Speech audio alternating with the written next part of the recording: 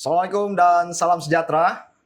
Selamat datang ke podcast Lensa Kinabalu bersama tetamu khas kita yang berbahagia, Datuk Azrul bin Ibrahim, pemangku Ketua Pemuda Parti Gagasan Rakyat Sabah. Selamat datang, Datuk. Apa kabar? Alhamdulillah sehat. Belum tu mungkin kita kiranya menzahirkan penghargaan dan juga sekalung tahniah daripada warga kerja media kita kepada Yang Berbahagia Datuk atas pengurniaan darjah kebesaran pada sambutan ulang tahun TYT pada tahun ini. Syukur Alhamdulillah. Jadi saya sebagai rakyat kebanyakan mendoakan supaya kepimpinan Yang Berbahagia Datuk sentiasa dilindungi Allah SWT, dipermudahkan urusan dan juga sentiasa meletakkan keadilan sebagai teras dalam memimpin ummah, insya-Allah. Jadi untuk sebelum kita lebih lanjut ke sesi podcast kita pada hari ini, mungkin kita boleh bertanya perkembangan terkini lah, Datuk, tentang menyesuaikan diri dalam keadaan politik pada hari ini. So mungkin Datuk sebagai pemangku Ketua Pemuda Gagasan Rakyat yang telah dipilih secara musyawarah pada selepas pilihan raya yang lepas, mungkin boleh kongsikan perkembangan terkini berkenaan tentang pergerakan Pemuda Gagasan Rakyat. Silakan. Terima kasih Wira dan tim. Alhamdulillah selepas pilihan raya, sebenarnya ketika pilihan raya, saya telah diarahkan oleh Yang Berhormat Presiden dan juga kepimpinan parti untuk memangku jawatan Ketua Pemuda Gagasan Rakyat. Dan Alhamdulillah kita telah meneruskan legasi kepimpinan pemuda melalui pelaksanaan program-program akar umbi dan juga pendekatan berterusan dengan anak muda dan juga ahli dan juga penyokong akar umbi. Selepas pilihan raya, pergerakan Pemuda Gagasan Rakyat tidak sunyi untuk melaksanakan program-program akar umbi. Banyak program sukan, program kerohanian, program bersifat riadah dan sebagainya yang terus kita laksanakan demi menyantuni anak-anak muda, khususnya ahli dan penyokong kita di akar umbi. Selain itu, kita juga konsisten melaksanakan sesi libat urus bersama dengan banyak pihak, dengan agensi kerajaan, dengan pihak swasta dan sebagainya, untuk memastikan apa juga isu berkaitan dengan dasar kerajaan dapat difahami oleh ahli pemuda itu sendiri dan juga penyokong-penyokong Parti Gagasan Rakyat. Kerana ini penting apabila kerajaan negeri, terajunya Gagasan Rakyat dan Gabungan Rakyat Sabah melaksanakan dan meneruskan Hala Tuju SMJ 2.0 untuk tempoh 5 tahun mendatang ini. Yang pertamanya, ahli dalam parti kerajaan itu perlu tahu dan perlu menjiwai dasar dan juga semangat yang dibawa oleh Yang Berhormat Ketua Menteri melalui Hala Tuju SMJ 2.0. Dan apabila ahli parti dan penyokong kerajaan kebanyakan ini mampu untuk memahami, mendalami dan boleh menterjemahkan gagasan ini di peringkat akar umbi, saya cukup yakin agenda Hala Tuju SMJ 2.0 ini akan mampu dizahirkan, direalisasikan dalam tempoh 5 tahun. Sebab itu Gagasan Rakyat tampil menjadi sayap parti untuk memainkan peranan, membawa isu-isu berkaitan dengan kerajaan melalui dan ke dalam platform parti, khususnya dalam gagasan rakyat itu sendirilah. Maknanya dalam tempoh selepas pilihan raya itu, Pemuda Gagasan Rakyat Sabah telah dan terus melaksanakan program-program mendekati anak muda di peringkat akar umbi termasuk penyokong kita, melaksanakan siri engagement untuk memahami isu-isu dasar kerajaan, dan juga kita akan melaksanakan beberapa program selepas ini. Program berkaitan dengan isu-isu yang mungkin selama ini menjadi bualan rakyat Sabah yang mungkin ada bersifat sensitif juga, tetapi saya yakin Pemuda Gagasan Rakyat perlu berani untuk membawa, untuk mengetengahkan isu ini, dibincangkan secara ilmiah dan secara berani supaya isu ini tidak menjadi bom jangka ataupun duri dalam daging kepada kerajaan suatu masa akan datang. Ini termasuk isu berkaitan dengan stateless, isu bukan warga negara. Termasuk beberapa isu baru, isu cadangan pembukaan konsulat India di Sabah dan juga beberapa perkara lagi lah. Jadi pada pandangan saya, pemuda akan tampil menjadi penghubung kepada stakeholders ataupun pihak yang berkepentingan termasuk rakyat untuk kita beri kefahaman agar apa juga isu yang mungkin dimainkan oleh pihak pembangkang dan sebagainya dapat dipahami secara tuntas. Dan apabila rakyat faham, maka pertimbangan sewajarnya akan dapat dibuat supaya apa juga polisi yang keputusan yang dibuat oleh kerajaan itu akan dibuat secara berhemah dan berilmiah. Oh, terima kasih itu atas kiranya pembukaan yang begitu positif daripada Datuk sebenarnya tadi. So saya melihat bahwa ataupun pandangan umum melihat bahwa saya pemuda gagasan rakyat pada hari ini begitu proaktif dalam mengeluarkan kenyataan tentang isu rakyat, yang mana kalau kita lihat dari segi isu air, elektrik dan jalan raya, pemuda juga tampil mengeluarkan kenyataan, dan juga ada kenyataan yang dikeluarkan oleh gagasan rakyat juga berkenaan tentang untuk mengecam Senator Robin Padilla tentang tuntutan terhadap Sabah. Dan ada lagi beberapa isu seperti isu pendirian kerajaan negeri tentang pertahankan hak Sabah, dan juga kenyataan Jabatan Hal Ehwal Luar Filipina tentang peta 2012. Dan saya melihat bahwa di bawah kepimpinan Yang Berbahagia Datuk sebagai pemangku kepada Ketua Pemuda Gagasan Rakyat Sabah, what's new about your leadership? Saya nak bertanyalah secara ikhlas kepada Yang Berbahagia Datuk tentang boleh kongsikan Kak tentang kita punya vision dan jenis kepimpinan apa yang ingin dibawakan di dalam kepimpinan Datuk dalam Pemuda Gagasan Rakyat Sabah. Adakah bersifat reformer, konservatif ataupun mengekalkan status quo setiada? Silakan, Dok. Ya, sesuai dengan jiwa orang muda, kita perlu responsif dan juga menjadi sayap pemuda yang menyelesaikan masalah. Tidak menunggu isu itu viral ataupun isu itu wujud baru kita respon. Kita kena mendahului. Ya, sebab itu banyak engagement yang kita laksanakan. Kita melihat satu masalah dan kita mengadakan perbincangan dengan agensi kerajaan di peringkat Kementerian Negeri dan Persekutuan.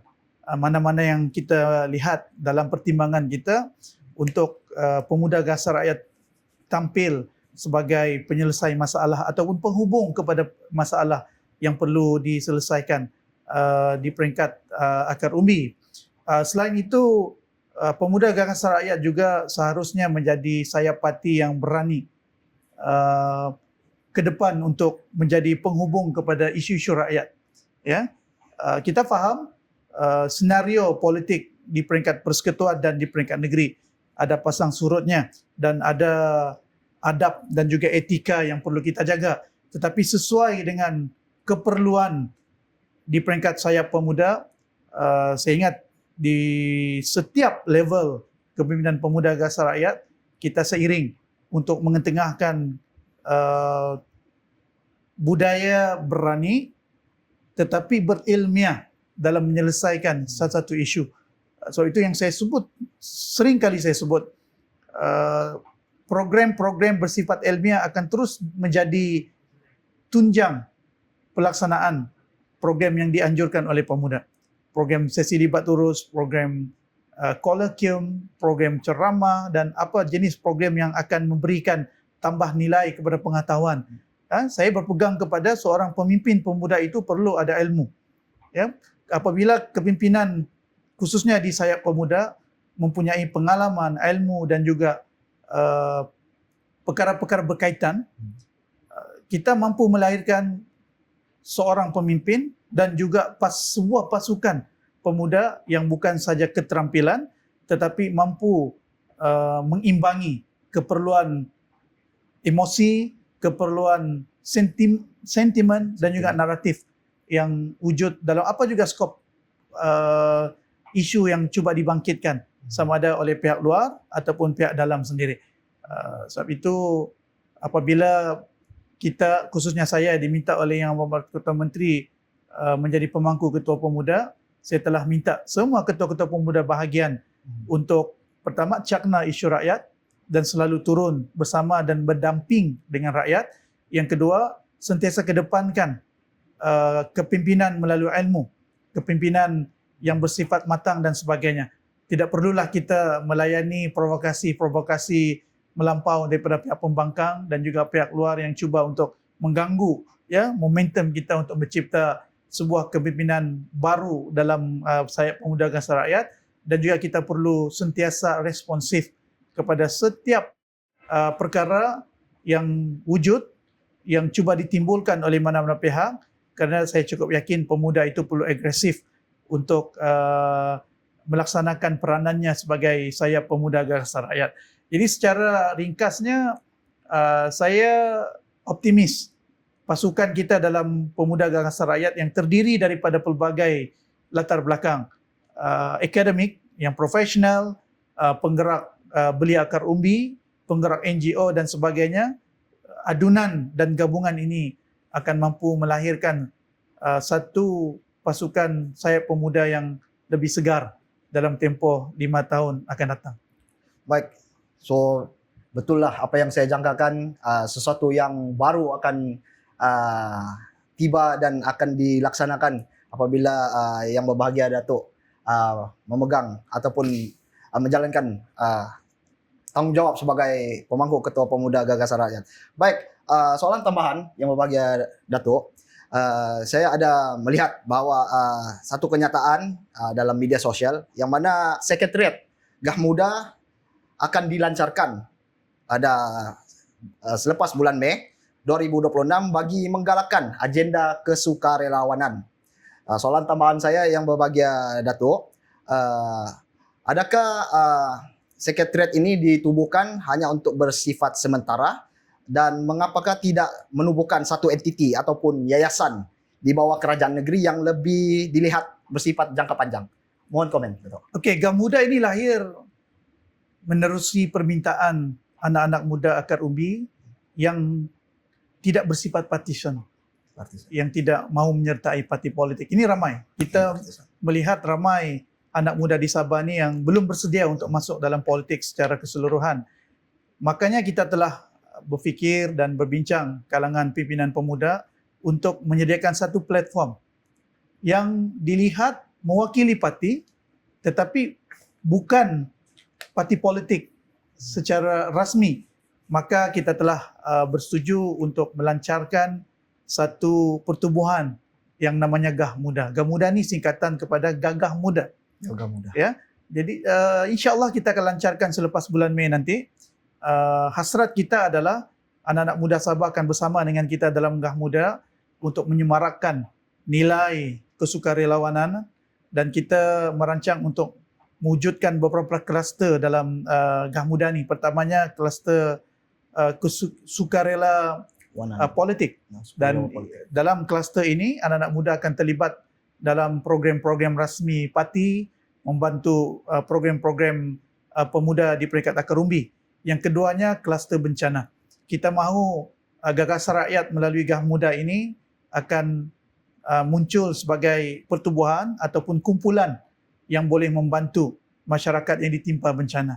Sebagai contoh banjir, kebakaran dan sebagainya, kita akan minta bantuan daripada agensi-agensi tertentu sebagai contoh Rela, APM dan sebagainya untuk train ahli kita agar mereka boleh bersedia dan mempunyai kepakaran yang bersesuaian untuk turun ke padang membantu mangsa-mangsa banjir, mangsa-mangsa bencana dan sebagainya lah.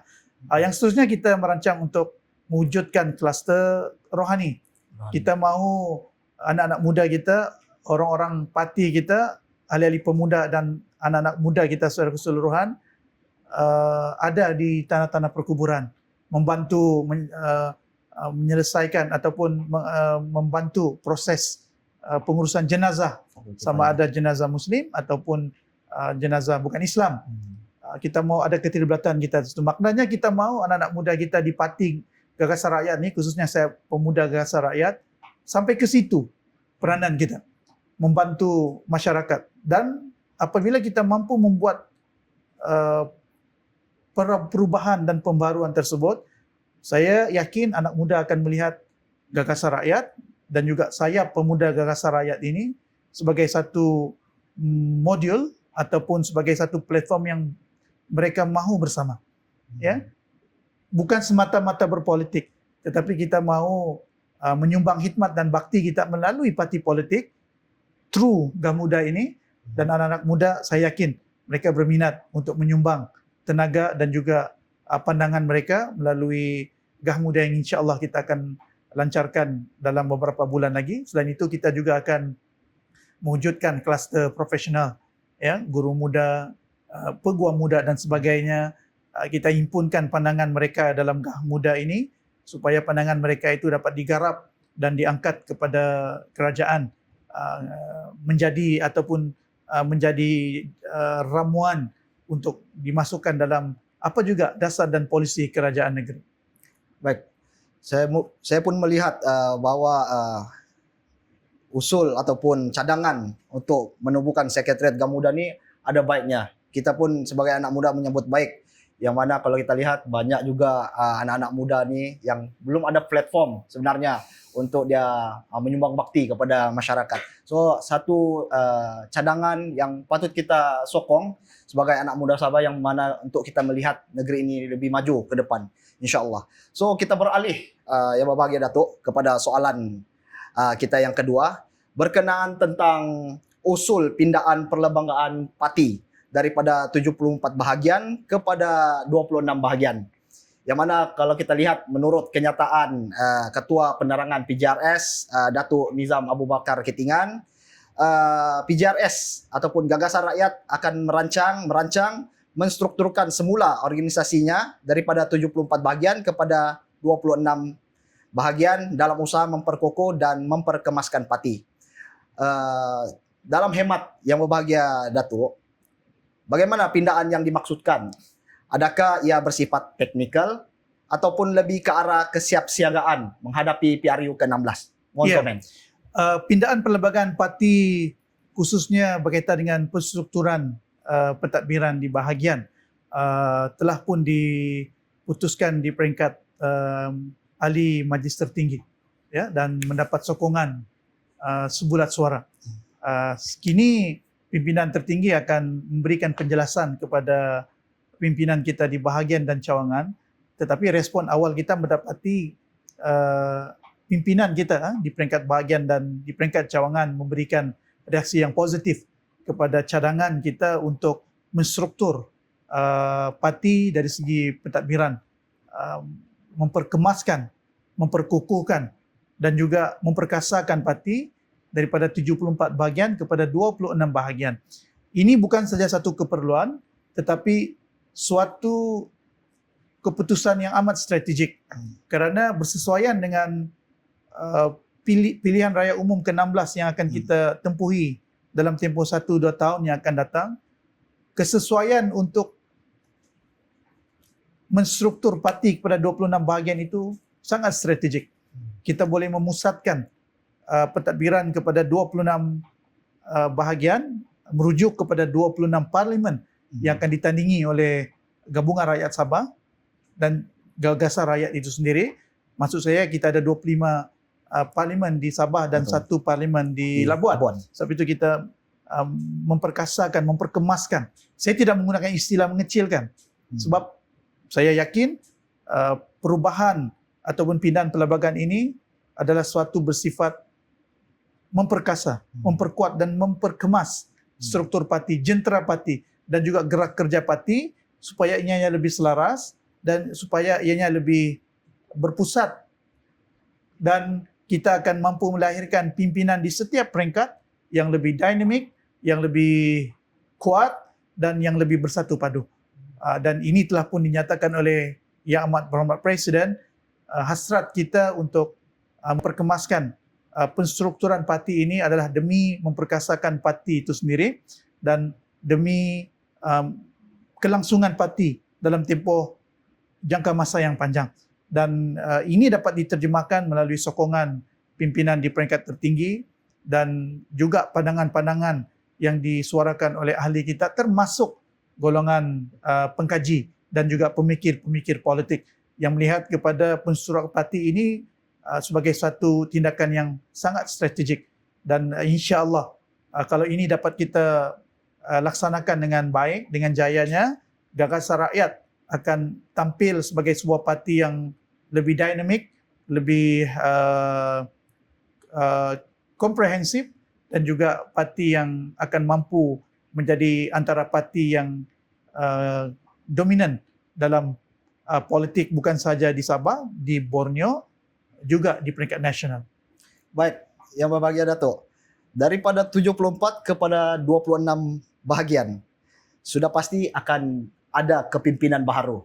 Dan apabila kita bercerita tentang kepimpinan baru ni, sudah pasti ada pemilihan bahagian di peringkat bahagian. So, adakah pemilihan bahagian akan dilaksanakan pada masa terdekat? Parti telah pun memohon untuk menangguhkan pemilihan, dan saya ingat dalam tempoh terdekat ini parti akan melaksanakan Perhimpunan Agung Luar Biasa untuk mengabsahkan pindaan perlembagaan ini, dan struktur parti itu akan dihantar kepada pertubuhan pendaftar, dan bila diluluskan kita akan, khususnya Yang Amat Presiden akan memilih dan melantik kepimpinan baru di peringkat MT hingga ke peringkat bahagian, dan kemudian barulah kepimpinan bahagian akan menyelaras semula kepimpinan di peringkat cawangan. Maknanya dalam tempoh terdekat saya merasakan kita tidak akan melaksanakan pemilihan berasaskan kepada perubahan dan penstrukturan semula ini yang memerlukan masa untuk diperkemaskan. Baik. So Datuk, kita beralih pula kepada persiapan pemuda Gagasan Rakyat dalam menghadapi PRU ke-16. Yang mana kalau kita lihat Datuk, saya kira nak tahulah bagaimana, sejauh mana peranan pemuda Gagasan Rakyat dan strategi serta program-program yang bakal dijalankan dapat memenangi hati rakyat, khususnya di peringkat akar umbi. Dan soalan tambahan lagi berkenaan tentang bagaimana pula dengan pengkaderan pemimpin muda di peringkat akar umbi. Adakah peningkatan penyertaan golongan muda khususnya dalam sayap pelajar, JRS, pemuda dan juga beliawanis? Mohon komen. Okey, terima kasih. Yang pertama, kita akan perkukuhkan sokongan ahli parti, khususnya kalangan ahli pemuda kepada parti kita. Sebab itu kita memberi penekanan pada fasa awal ini kita akan melaksanakan jelajah pemuda di semua bahagian sebelum berlakunya pensyuaran parti. Dan ini telah pun bermula. Sebelum Ramadan lagi kita telah bertemu dengan pimpinan pemuda melaksanakan jelajah, memberikan penerangan tentang perkembangan terkini parti termasuk penstrukturan parti dan juga apa jangkaan dan juga hasrat kita dalam pemuda untuk memperkukuhkan sayap pemuda Gagasan Rakyat. Dan bermula minggu depan saya ingat, minggu kedua April, kita akan meneruskan jelajah pemuda ini pada skala jadual yang sangat padat. Kita tahu di Sabah ni keadaan geografi agak mencabar. Betul. Saya akan berada di semua bahagian bermula minggu kedua bulan April. Selain memberikan penerangan tentang isu-isu berkaitan, kita juga mahu semangat dan motivasi ahli-ahli pemuda di semua bahagian itu akan terus mekar menjelang pilihan raya umum yang akan datang. Pertama. Yang kedua, kita seperti mana yang saya sebut awal tadi, kita akan melaksanakan program-program berskala besar dan sederhana. Antaranya kita merancang untuk melaksanakan kolokium pemimpin pemuda. Kita akan laksanakan juga simposium anak muda untuk membincangkan isu-isu dan dasar-dasar kerajaan apa ke depan ala 7 SMJ 20.0. Kita juga akan membincangkan isu berkaitan dengan stateless, ya. Kalau kita tengok di media sosial, isu stateless ni masih dibincangkan. Benar. Bermula dengan beberapa peristiwa dan juga isu-isu tular.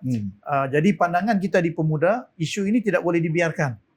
Kita perlu berani menjadi sayap pemuda yang menjadi penghubung kepada isu rakyat, dan kita laksanakan program ini secara ilmiah.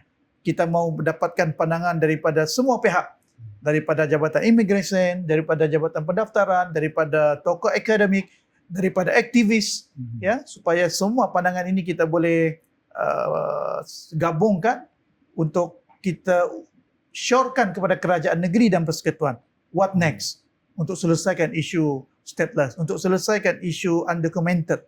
Ya, ini adalah antara isu yang besar di Sabah, isu yang berlaku sejak sekian lama. Jadi kalau kita membiarkan ia berterusan, saya risau isu ini akan terus menjadi duri dalam daging kepada kerajaan negeri dan persekutuan. Begitu juga dengan isu baru yang saya sebut di awal tadi, isu cadangan pembukaan konsulat India. Ya, kita melihat ketika perkara ini disuarakan oleh Yang Amat Berhormat Perdana Menteri, dia disahut dengan nada yang tidak gembira dalam kalangan rakyat. Ya, tapi kita perlu juga memberikan penerangan, pengetahuan kepada rakyat, kepentingan penubuhan ataupun mewujudkan konsulat India di Sabah. Sebab India ini merupakan antara negara perdagangan yang besar, ya, di dunia, dan mereka mempunyai KDNK yang sangat besar. Mereka mempunyai hubungan perdagangan yang cukup besar dengan Malaysia, termasuk di Sabah. Isu-isu berkaitan dengan provokatif. Kononnya kalau buka konsulat India di Sabah, ramai orang-orang India akan jadi warga negara. Ini satu kenyataan yang berunsur provokatif. Sebab sebelum ini pun, pada masa ini, banyak je pun negara yang sudah ada konsulat di Sabah. Benar. Sebagai contoh, China, Jepun. Ramai ke orang Jepun jadi warga negara? Tak. Dia hanya memudah cara untuk memudahkan urusan perdagangan. Dan ini sebenarnya cukup baik untuk Sabah. Dalam kita merangka dasar ekonomi di peringkat negeri, khususnya berkaitan dengan blue economy, kita perlu melibatkan banyak negara. Jepun, China, termasuk India. Kerana mereka mempunyai potensi yang besar dalam menggarap prestasi ataupun nilai ekonomi baru yang mungkin ada keperluan di situ. Jadi ini mungkin kita akan jadikan sebagai sebahagian daripada topik yang kita akan bincangkan supaya di peringkat pimpinan kita faham, dan itu akan dapat kita bawa ke peringkat akar umbi supaya bila cadangan itu dapat dikembangkan, rakyat bersedia untuk menerima, untuk melaksanakan apa juga dasar dan polisi-polisi kerajaan. Selain itu, Pemuda Gagasan Rakyat juga akan memperkemaskan media kita. Kita faham dalam menempuh pilihan raya, kita perlu memperkukuhkan media. Kita akan sentiasa melihat kepada keperluan memperkasa media cyber kita. Kita punya tentera-tentera cyber untuk memperkukuh peranan kita sebagai jentera pemuda. Kita akan beri pengetahuan kepada tim penerangan kita, dan kita akan berikan skill supaya mereka mampu berdebat, mereka mampu untuk menyampaikan informasi dengan baik, dengan tepat, selain perkara-perkara berkaitan yang mampu menjadikan sayap gagasan rakyat Sabah itu akan memainkan peranan yang signifikan dalam membantu parti, gabungan rakyat Sabah dan gagasan rakyat mencapai kemenangan dalam pilihan raya umum yang akan datang. Baik, Datuk, mungkin saya rasakan jentera parti dan juga jentera kerajaan perlu digerakkan dalam kita kiranya kita berurusan dengan dealing with penerimaan rakyat nih. Sebab kalau kita lihat isu berkenaan tentang konsulat, penubuhan konsulat India di Sabah dan juga isu stateless nih, dia akan menjadi, kalau tidak ditangani dengan sebaik mungkin, dia mungkin boleh menjadi isu perkauman yang lebih sensitif, yang mana kita tidak maulah untuk berulang lagi kan isu perkauman nih. So baik, penerangan yang cukup jelas daripada Yang Berbahagia Datuk atas kapasiti sebagai pemangku Ketua Pemuda Gagasan Rakyat. Dan sekarang saya nak bertanya kepada Yang Berbahagia Datuk atas kapasiti sebagai Ketua Staf Politik kepada Yang Amat Berhormat Ketua Menteri Sabah. Baik, Yang Berbahagia Datuk, usul pindaan perlembagaan negeri pada sidang DUN yang akan datang pada 23 hingga 30 April dijadualkan mesyuarat pertama dalam penggal kedua Dewan Undangan Negeri, yang ke-17 bertempat di Dewan Mesyuarat Aras 4 akan diadakan. Yang mana antara highlight kepada usul yang akan dibawa adalah hak tempo jawatan Ketua Menteri. Yang mana hak tempo jawatan Ketua Menteri juga dinyatakan dalam manifesto GRS pada pilihan raya yang lalu. Yang mana Ketua Menteri hak maksimum dia adalah 2 penggal sahaja ataupun selama 10 tahun. Baik. Dan perihal yang sama juga mungkin kita boleh ambil dalam konteks yang besar. Yang mana kalau kita lihat baru-baru ini kita menyaksikan bahawa rang undang-undang Perlembagaan Pindaan 2026 bagi menghadkan tempo jawatan Perdana Menteri kepada maksimum 10 tahun gagal memperolehi sokongan 2/3 ahli Dewan Rakyat sekaligus tidak dapat diluluskan. Yang tidak hadir 32, yang tidak mengundi 44 dan yang bersetuju 146. Kurang 2 lagi undi dia ini sebenarnya. Dan adakah senario yang berbeza bakal diterjemah dalam konteks negeri Sabah? Sejauh mana keyakinan yang berbahagia Datuk perkara ini bakal berjaya di Sabah? Mohon komen. Okey, sebenarnya ada beberapa usul pindaan perlembagaan negeri yang akan dibawa dalam sidang undangan negeri nanti. Mungkin terlalu awal untuk saya ulas satu persatu, tapi disebut oleh Saudara Wira tadi antaranya cadangan untuk menghadkan tempoh pentadbiran pemerintahan Ketua Menteri kepada 2 penggal atau 10 tahun. Sama dengan apa yang cuba dibawa di peringkat persekutuan. Cumanya di peringkat negeri ini kita mohonlah kepada semua wakil rakyat kita, termasuk pembangkang, untuk memberikan sokongan. Sebab beberapa cadangan pindaan usul ataupun usul pindaan perlembagaan ini adalah untuk mempercepatkan pembangunan di Sabah. Ya, kalau saya boleh sebut tambahan beberapa kementerian sebagai contoh. Ini adalah satu keperluan. Kita mau memisahkan kementerian yang digabung sekarang. Bila ada tambahan kementerian sebagai contoh, usaha untuk menggerakkan agensi-agensi kerajaan untuk menyelesaikan isu-isu dan melaksanakan dasar-dasar kerajaan itu akan lebih mudah. Ya. Lagipun usul yang disebut oleh Wira tadi, menghadkan tempoh 10 tahun itu adalah sebagai satu usul yang bagus, ya, supaya ketua kerajaan kita pada masa akan datang mempunyai had sudah tidak ada isu-isu berkaitan dengan kuasa absolute power dan sebagainya. Apa yang berlaku di persekutuan pasti akan menjadi pertimbangan kita di peringkat kerajaan negeri. Saya pun sebagai ketua sesial politik Ketua Menteri telah pun mengadakan perbincangan dengan BBC backbenchers kerajaan adun-adun kerajaan negeri. Saya bertemu dengan Datuk Masyong sebagai selaku pengerusi dan juga Datuk Gani Yassin sebagai setiausaha BBC, melihat bagaimana kita boleh meyakinkan pertama adun-adun kerajaan untuk memberikan sokongan kepada apa juga usul perpindahan perlembagaan yang akan datang. Kalau diikut angka, kita ada majoriti 2/3 ni, ya. Tapi kita risau akan berlaku seperti mana di peringkat persekutuan. Jadi di samping itu kita juga akan membuat engagement dan kita mintalah wakil-wakil rakyat pembangkang untuk memberikan sokongan. Kerana tidak ada apa yang mau dirisaukan. Pindahan perlembagaan ini suatu yang sangat perlu untuk memudahkan urusan kerajaan dan untuk mempercepatkan proses pembangunan di Sabah. Jadi tidak ada alasan untuk mana-mana wakil rakyat memberikan penentangan. Pun begitu kita juga perlu melihat secara teknikalnya bagaimana usul ini boleh disokong dan akan mampu menterjemahkan hasrat yang mahu dilahirkan melalui pindaan perlembagaan negeri yang akan dibawa oleh kerajaan pimpinan Datuk Seri Panglima Haji Nur. Jadi kita meminta kepada ahli-ahli Dewan Undangan Negeri untuk memberikan sokongan dan sebagai antara entiti yang akan menjadi jabatan kepada isu-isu rakyat ini, kita akan pastikan apabila ia dapat dilaksanakan kelak, semua pindaan perlembagaan ini akan berjalan sesuai dengan semangat yang ada dan memberikan kebaikan dan manfaat sepenuhnya kepada rakyat Sabah. Ya, yang berbahagia Datuk, saya pun melihat perkara ini sebagai perkara yang positif dan sebagai seorang rakyat biasa yang tidak mempunyai apa-apa kepentingan terhadap tentang posisi di mana-mana, saya pun melihat perkara ini perlu kiranya disokong oleh rakyat.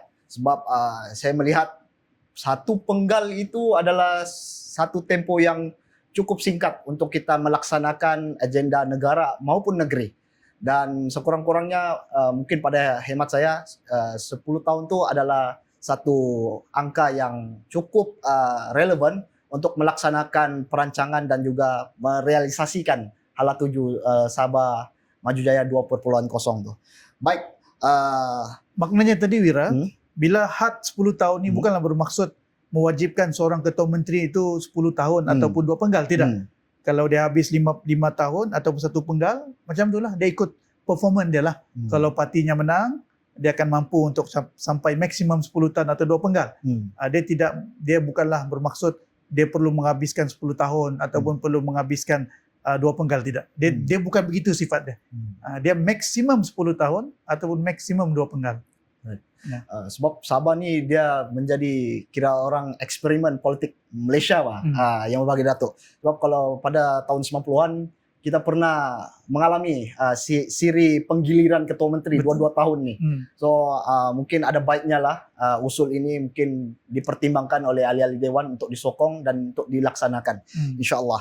So mungkin pun yang berbahagia Datuk pun tadi sudah bicarakan, tidak boleh dikongsikan terlebih awal kan tentang pindaan beberapa pindaan yang lain. Cuma mungkin kita boleh beralih teruslah kepada soalan seterusnya yang berbahagia Datuk tentang tuntutan 40% hasil Sabah ni, Datuk. Ini cukup menarik untuk kita kupas yang berbahagia Datuk. Sebab kalau kita lihat Mahkamah Rayuan menetapkan 6 April depan bagi menyampaikan keputusan berhubung permohonan Kerajaan Persekutuan untuk menangguhkan pelaksanaan perintah mahkamah tinggi dalam isu tuntutan 40% hasil Sabah. Yang mana kalau kita lihat hal ini kalau kita lihat memang soal teknikal, dan kalau kita lihat pun menurut Peguam Persekutuan Kanan Ahmad Hanir Hambali mewakili Kerajaan Persekutuan yang merupakan perayu dalam perkara ini memberitahu panel bahawa Kerajaan Persekutuan sama sekali tidak mempersoalkan hak Sabah terhadap 40% hasil negeri maupun kewajipan untuk mengadakan semakan.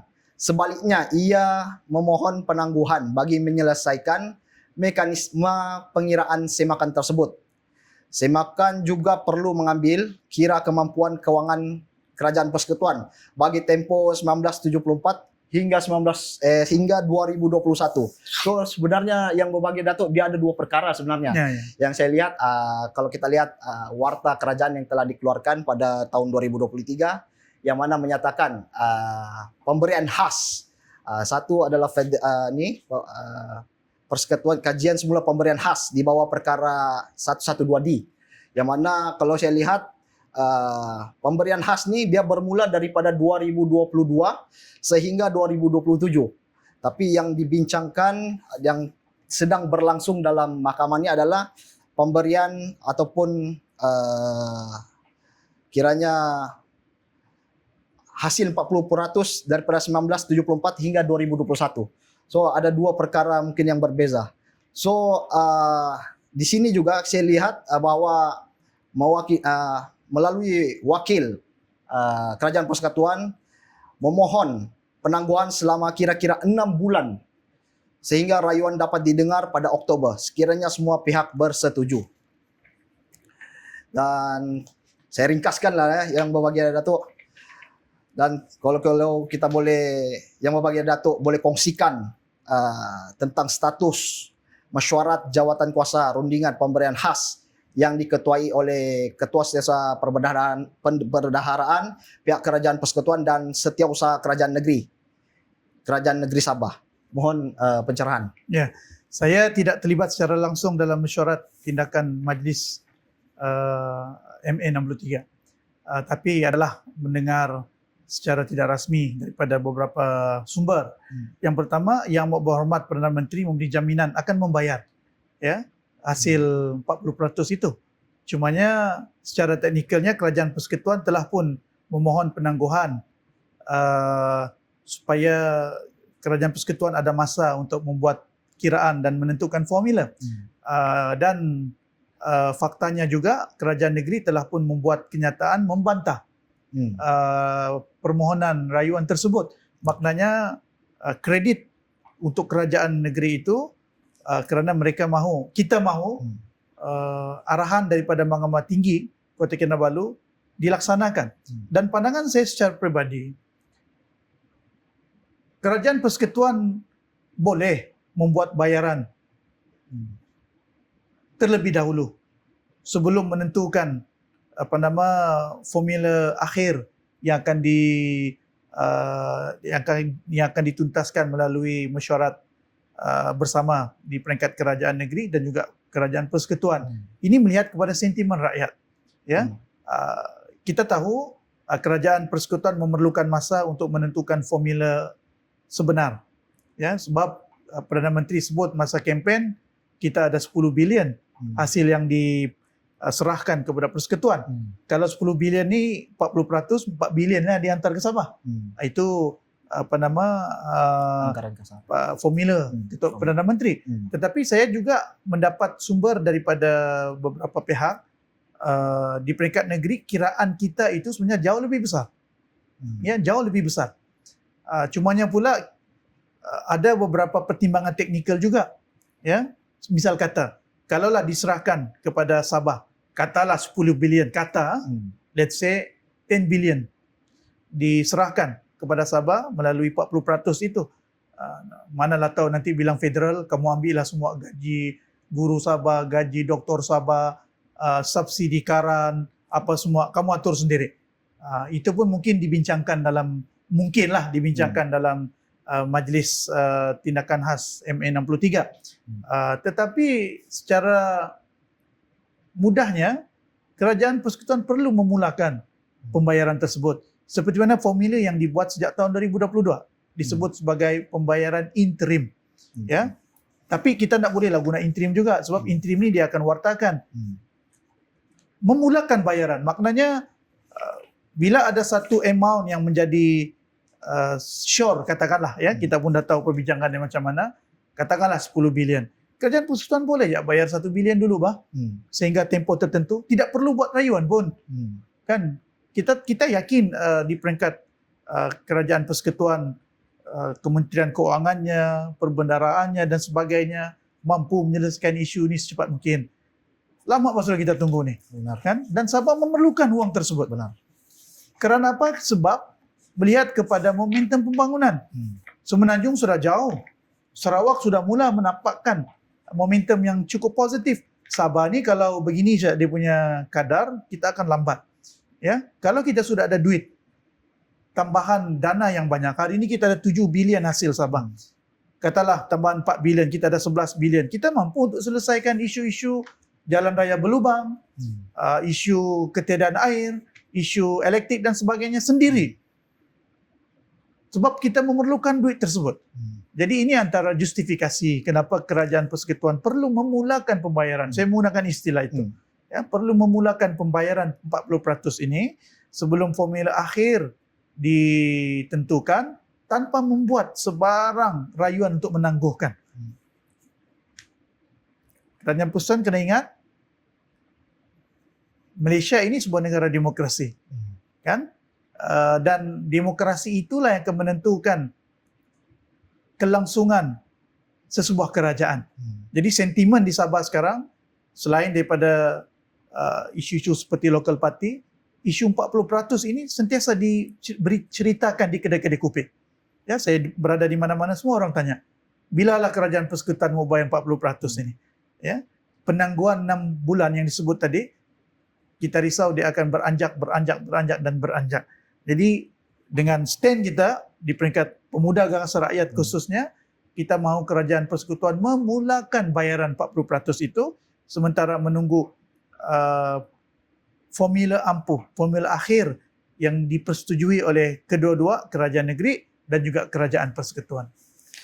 Yang baik Datuk, dalam warta Kerajaan Persekutuan ni ada menyatakan yang mana Kerajaan Persekutuan telah membuat pembayaran kepada kerajaan negeri berkenaan tentang tahun kewangan 2022 pemberian berjumlah 125 juta per 6 juta pada 16 Jun 2022. So pembayaran untuk saya kira ada dalam beberapa tahun nih, yang kalau saya lihat daripada tahun 2022 hingga tahun 2027 berjumlah 125,6 juta, 300 juta, 306 juta, 312 juta, dan 318 juta, dan juga 325 juta. Adakah ini 40% yang dimaksudkan? Sebenarnya ini warta ini telah pun dibatalkan. Dibatalkan. Ya, kita memberikan kredit kepada kepimpinan Datuk Seri Panglima Haji G yang telah memulakan perbincangan untuk menaikkan pemberian khas persekutuan. Dia lah tu 40% betul.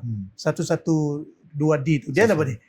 Sejak tahun 70-an sampai tahun 2021, pemberian khas persekutuan kepada Sabah tu tak pernah disemak. Kita hanya dapat sekitar 26.5 juta sahaja. Tetapi dengan wisdom yang ditunjukkan oleh Ketua Menteri Datuk Seri Haji G, kita telah memulakan pembayaran secara interim sementara pada tahun 2022 naik kepada 125.6 juta. Benar. Peningkatan hampir 4.7 kali ganda. Tetapi pada tahun 2023 atau 2024 warta ini telah dibatalkan. Peningkatan bayaran interim itu mencecah 300 juta di bawah kepimpinan Kerajaan Persekutuan yang baru. Ada warta baru. Tapi alhamdulillah setahun selepas itu ataupun beberapa tahun selepas itu, pada tahun 2025 saya ingat tahun lepas, pemberian khas persekutuan itu secara interim telah dinaikkan sehingga 600 juta. Dan pembayaran tu ada dia punya jadual lah. 2025 600 juta, 2026 dia 5 tahun punya warta. Dan sebab itu saya mengambil formula dan pendekatan itu. Kerajaan Persekutuan boleh memulakan pembayaran berdasarkan formula yang telah dibuat sejak tahun 2022. Kita bayar, mulakan pembayaran, ya. Dan pembayaran ataupun baki pembayaran yang tertunggakah, jumlah sebenar dan sebagainya diputuskan melalui perbincangan-perbincangan. Kita pun faham, Wirang. Kita faham kekangan kewangan Kerajaan Persekutuan. Kita faham. Disebut juga dalam Perlembagaan Persekutuan Perkara 112D, berasaskan kemampuan kewangan kerajaan. Kita faham. Lebih-lebih lagi dalam situasi meruncing sekarang. Kita sangat faham. Tetapi dia perlu dizahirkan secara win-win. Kefahaman itu perlu datang daripada kedua-dua pihak. Daripada kita di Sabah dan juga daripada Kerajaan Persekutuan. Kita perlukan duit untuk membangun. Kerajaan Persekutuan perlu memulakan pembayaran tersebut. Segera. Ya, segera. Dan formula dan pendekatan yang dibuat sejak tahun 2022 itu boleh dijadikan asas kepada pembayaran yang mungkin akan dibuat melalui arahan yang dibuat oleh Mahkamah Tinggi Kota Kinabalu tersebutlah. Baik, saya juga melihat bahwa perkara ini sudah kiranya menemui jalan keluar daripada kemusykilan kita, yang kalau mana kalau kita lihat pun ibu bapa kita dari dulu berpolitik kan, orang pun menyatakan bila lah mau bayar. Betul. Bila lah mau bayar ni, bila mau tunaikan hak kita sebagai rakyat Sabah. 40% ni Wira, hanya ada kefahaman berkaitan dengannya apabila kerajaan negeri pimpinan Datuk Seri Haji G mula untuk fight geran khas persekutuan tu. Dia lah tu 40% tu. Cuma saya tengok wayang yang cuba dimainkan oleh pihak tertentu, yang kononnya mereka lah konon jago kepada isu ini, sebab sebenarnya cuba memain politik saja. Ya, sebagai contoh pihak pembangkang.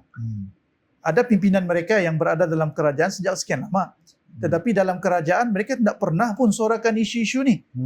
Puluhan tahun jadi ahli parlimen, jadi menteri persekutuan dan sebagainya. Tapi hari ini menampakkan seolah mereka lah hero. Tetapi asasnya, faktanya yang memulakan dan meneruskan dan insya-Allah akan menyelesaikan isu ini adalah seorang figura yang namanya Datuk Seri Panglima Haji G Haji Noor. Seorang pemimpin yang tidak vokal, seorang pemimpin yang tidak populis, tetapi bertindak dengan hikmah, dengan bijaksana untuk menyelesaikan isu-isu berkaitan dengan tuntutan hak Sabah, termasuk 40% hasil Sabah inilah.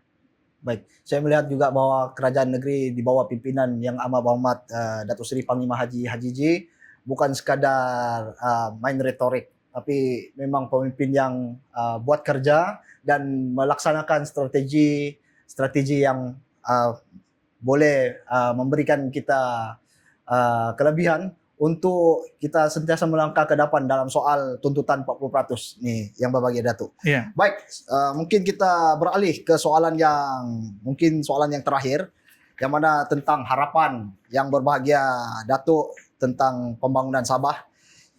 Bolehkah yang berbahagia Datuk kongsikan perkembangan terbaru tentang pelaksanaan plan Hala 7 Sabah Maju Jaya 2.0?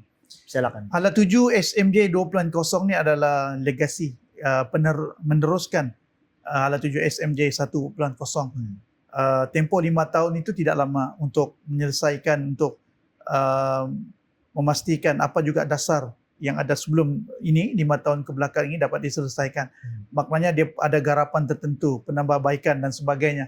Sebab itu perkara-perkara pokok yang ada dalam Hala 7 SMJ 1.0 sebelum ini diteruskan dan ada tambah baik.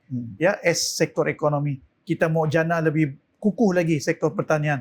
Ya, dengan adanya Menteri Pertanian yang baru, kita yakin sektor pertanian di Sabah ni akan lebih cepat membangun. Pengenalan sebagai contoh kebun dapur kah? Kebun dapur. Apa dan sebagainya. Itu merupakan salah satu teras yang dimasukkan di dalam Hala 7 SMJ, sektor pertanian. Begitu juga sektor perindustrian.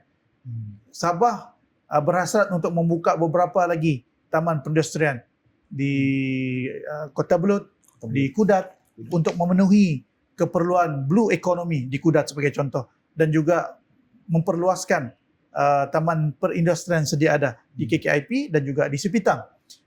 Dalam sektor pelancongan, pastinya antara sektor yang mendatangkan hasil yang sangat lumayan kepada Sabah. Kita akan menambah produk-produk pelancongan yang lebih baik, yang lebih menarik untuk membawa pelancong-pelancong luar negara. Ya, kerajaan negeri akan berbincang dengan syarikat-syarikat penerbangan untuk menambah lagi direct flight daripada negara-negara yang berpotensi, khususnya di kawasan Asia dan juga di Eropah. Why not? Kita buat direct flight daripada Eropah. Cumanya kita perlu menambah baik produk kita dan fasiliti kita di Sabah. Jadi sektor-sektor ekonomi ini akan diteruskan dan akan ditambah baik sejajar dengan manifestasi kerajaan negeri untuk memastikan Sabah ini akan mampu menjadi kuasa ekonomi di peringkat nasional melalui peningkatan industri dan juga sektor-sektor ekonomi yang ada di negeri Sabah. Yang kedua, modal insan dan kesejahteraan rakyat ini akan ditambah baik. Banyak elemen-elemen baru yang ada di dalam pemerkasaan modal insan dan kesejahteraan rakyat. Ya, program-program pendidikan, ada banyak perkara-perkara baru. Dan saya mendapat info daripada sumber tertentu, kita mahu perkasakan sektor pendidikan kita dengan adanya Kementerian Pendidikan yang masih bergabung dengan kementerian lain. Kita mahu bidang pendidikan kita ni diperkasakan. Saya dengar-dengar mau mewujudkan sebuah universiti baru di Sabah, yang dikendalikan oleh kerajaan negeri. Saya tidak pasti barukah atau menambah baik universiti sedia ada, saya tidak pasti. Tapi kalau wujud pun bagus. Kita minta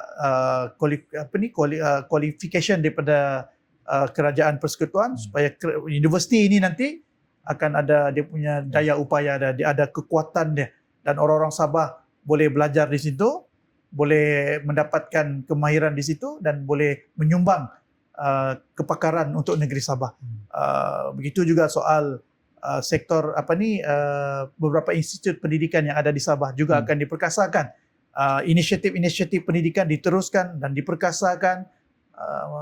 Kesejahteraan rakyat Rumah Mesra SMJ ditambah dan dimasukkan elemen untuk orang-orang muda.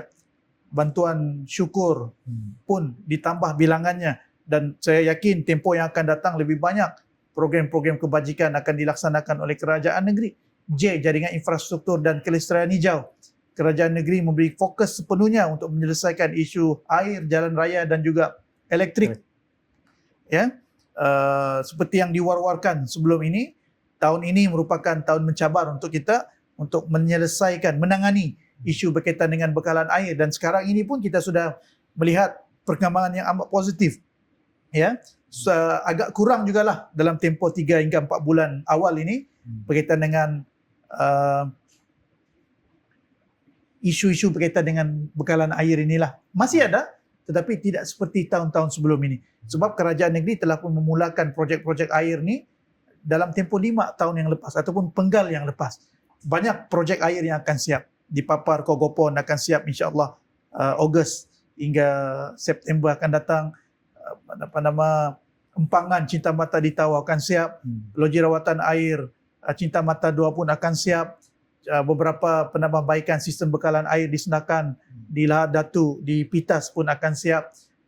On progress hidroelektrik di Ulu Padas dan juga empangan Ulu Padas pun akan disegerakan pelaksanaannya, dan juga cadangan beberapa lagi projek air yang bersifat besar-besaran akan mampu menangani isu air sesuai juga dengan peningkatan dan pertambahan permintaan air disebabkan oleh pertambahan penduduk lah, khususnya di kawasan bandar dan juga pinggir bandar. Isu berkaitan dengan elektrik pun semakin baik. Ya, agak kurang jugalah isu berkaitan dengan elektrik ni kita terdengar pada tahun 4 bulan pertama ini. Ya, syukur alhamdulillah berkat dengan peningkatan kualiti yang ditunjukkan oleh Sabah Electricity. Saya tidak kata perfect, tetapi ada penambahbaikan, dan kita akan terus pastikan kualiti perkhidmatan elektrik ni akan berada pada tahap yang lebih memuaskan dalam satu masa yang akan datang. Begitu kan dengan jalan raya. Projek Pen Borneo Highway pun on progressnya cukup bagus, dan kita harap menjelang tahun 2028 package-package yang ada ni 35 package semuanya, fasa 1A, fasa 1, 2B akan siap, dan kita akan dapat meneruskan fasa 1C yang dicadangkan menghubungkan Keningau ke Kelabakan. Jadi kalau itu siap, insya-Allah menjelang tahun 2030, 31, 32 begitu, kita harap tidak ada penangguhan seperti mana yang berlaku pada tahun 2019. Insya-Allah orang-orang Sabah akan dapat menikmati jalan raya persekutuan dan negeri yang lebih efisien, yang lebih baik dan lebih selamatlah. Jadi ini on progress. Begitu juga soal kelestarian hijau. Kita mengekalkan rekod kita sebagai negeri yang punya TPA Total Protection Area yang besar, selain memperkukuh dan memperkasa kawasan-kawasan alam yang menjadi tumpuan penggiat ataupun penggemar alam sekitar dunia. Sabah mempunyai kelebihan itu. Dan semua ini akan dirangkumkan dalam beberapa niche area kita dalam tempoh 5 tahun ini. Sebagai contoh, blue economy. Ya, kita akan memperkasakan, kita akan meletakkan asas kepada blue economy ini secara besar-besaran. Kita mahu menarik lebih banyak pelabur luar untuk datang untuk meneroka potensi blue economy yang ada di Sabah. Blue economy ada banyak industri dia.